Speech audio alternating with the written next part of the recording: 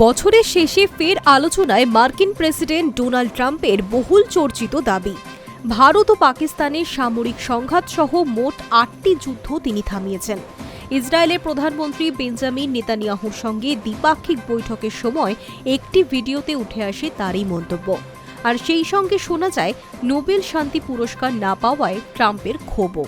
মার্কিন প্রেসিডেন্ট বলেন, Armenia, Azerbaijan সহ একাধিক দেশকে বাণিজ্য বন্ধের হুঁশিয়ারি ও শুল্ক বাড়ানোর মাধ্যমে চাপ দিয়ে সংঘাত থামিয়েছেন। তার কথায় ৮টা যুদ্ধ থামালাম, কেউ জানেই না কোনটা।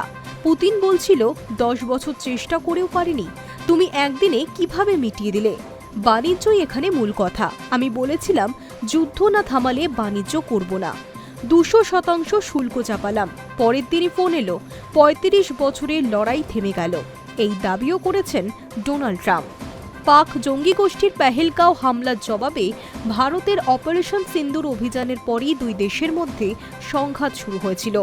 পরে সংঘর্ষ বিরতি প্রস্তাবে দুপক্ষ সম্মতি জানালে পরিস্থিতি স্বাভাবিক হয়।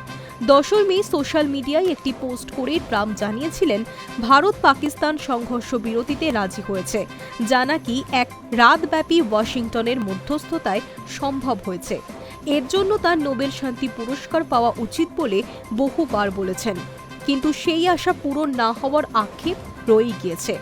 নেতানিয়াহুর সঙ্গে বৈঠকে তিনি দাবি করেছেন, ভারত ও পাকিস্তানের মধ্যে সংঘাতও মিটিয়েছেন, আংশিকভাবে বাণিজ্য সংশ্লিষ্ট সুবিধা দেবার প্রতিশ্রুতির মাধ্যমে।